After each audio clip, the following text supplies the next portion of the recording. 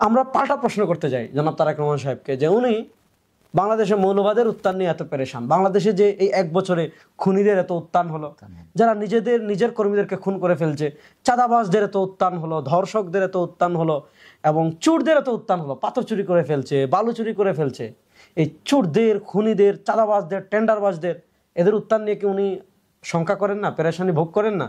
ওনার উচিত ছিল যে ওনারা রাষ্ট্র সংস্কারের তফা ঘোষণা দিচ্ছেন।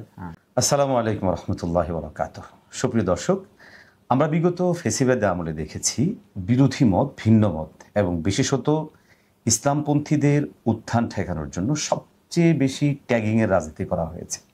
ইসলামপন্থীদেরকে চরমপন্থী, উগ্রপন্থী অথবা বিভিন্ন কৌশলে বিভিন্ন শব্দচয়নের মাধ্যমে চেষ্টা করা হয়েছে ইসলামপন্থাকে রোধ করার জন্য। দুর্ভাগ্যজনকভাবে আমরা আজকেও দেখছি ট্যাগিংয়ের এই রাজনীতি এখনও বন্ধ হয়নি, বরং এটা নতুনভাবে মাত্রা দেওয়া হচ্ছে।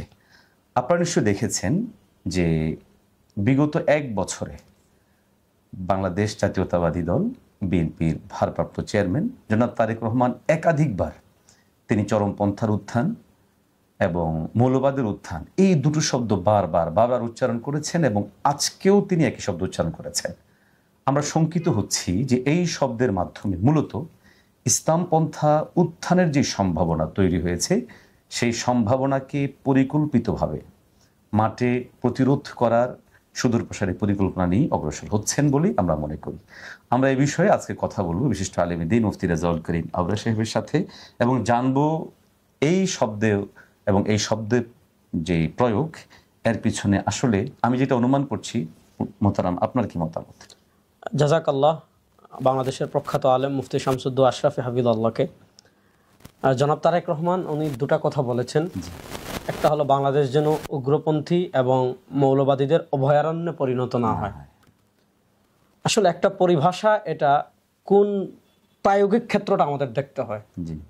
পৃথিবীতে যারা আছে ইসলাম বিদ্বেষী বা ইসলাম বিরোধী, তারা উগ্রপন্থী বলতে সাধারণত যারা জিহাদের কথা বলে, ইসলামী রাষ্ট্রের কথা বলে, খিলাফতের কথা বলে, এদেরকে কিন্তু তারা উগ্রপন্থী বলে।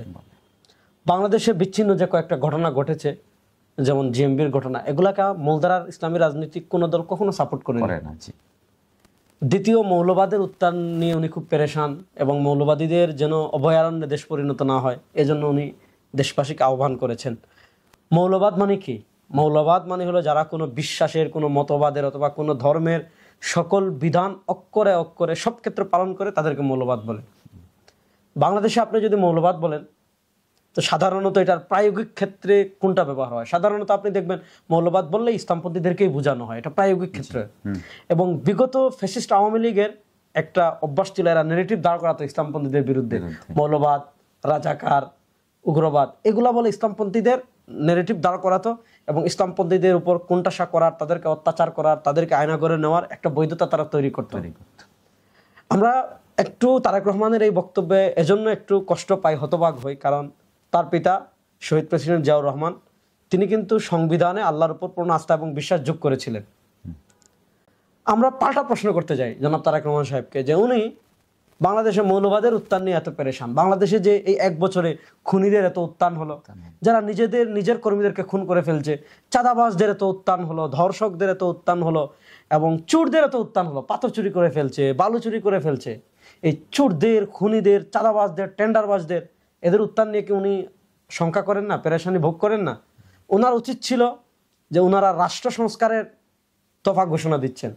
ওনাদের জন্য এখন উচিত ছিল রাষ্ট্র সংস্কারের ঘোষণার আগে নিজেদের দল সংস্কার করা।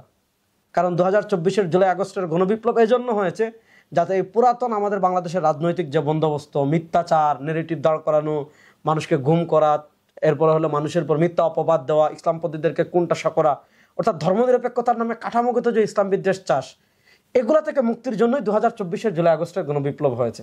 কিন্তু আমরা অত্যন্ত দুঃখজনক দেখছি যে তারেক রহমান একদিকে বলছেন মৌলবাদের উত্থান যেন না হয়, আবার বিএনপির আরেক নেত্রী বলছেন যাতে কেউ ধর্ম ব্যবসায়ীরা কখনো সফল হবে না। এখানে সবচেয়ে যেটা গুরুত্বপূর্ণ বিষয় সেটা হচ্ছে যে বিগত এক বছরে বাংলাদেশে মৌলবাদী চিন্তা কিংবা চরমপন্থী চিন্তার এমন কোনো তথ্য প্রমাণ তো নেই যেটা ঘটেছে, যে যেটার উপর ভিত্তি করে উনি এই ধরনের বক্তব্য দিতে পারেন। আমরা আপাতত ইসলাম ধর্মের দৃষ্টিকোণ। অনুসারী, আমাদের জীবনের সব ক্ষেত্রে আমরা ইসলাম বাস্তবায়ন করার চেষ্টা করব। আমরা পারিবারিক ক্ষেত্রে ইসলাম মানব, সামাজিক ক্ষেত্রে ইসলাম মানি, রাজনৈতিক ক্ষেত্রে ইসলাম মানব, আমরা রাষ্ট্র পরিচালনা ইসলামকে নেওয়ার সর্বোচ্চ চেষ্টা করব। এতে আপনি আমাকে মৌলবাদী বলেন, কি বলেন, আমাদের কিছু যায় আসে না। আমরা ইসলামের কথা বলবো, কিন্তু আপনারা যে ওই পূর্বের নেগেটিভ দাঁড় করিয়ে ইসলামপন্থীদেরকে কোণঠাসা করতে চাচ্ছেন এবং দেশে নতুন করে বিভাজন তৈরি করতে চাচ্ছেন, এটা আপনাদের বক্তব্য দ্বারা সুস্পষ্ট। আল্লাহ তাআলা এই নতুন বাংলাদেশে আমরা দোয়া করি আল্লাহ যেন তাদেরকে সঠিক পথে আসার তৌফিক দান করেন। সেটাই। আর সবচেয়ে আফসোসের বিষয় হচ্ছে যেখানে রাজনৈতিক স্বাধীনতার জন্য আপনি এতদিন কথা ওনারা বলেন, গণতন্ত্রের কথা বলেন, গণতন্ত্রের কথা বলেন, সেখানে আপনি ইসলামী শক্তিকে মৌলবাদ বলে তাদেরকে সেট করতে চাচ্ছেন, তাদের জন্য উত্থান না হয়। তাহলে তো কেমন জানি এটাও তো ফেসিবাদী আচরণের সাথেই মিলে গেল। আল্লাহ আমাদের সবাইকে সঠিক পথে পরিচালিত করুন। আমরা আজকে বিদায় নিচ্ছি, আবার সামনে আপনাদের সাথে ইনশাল্লাহ দেখা হবে। আসসালামু আলাইকুম ওয়া রাহমাতুল্লাহ।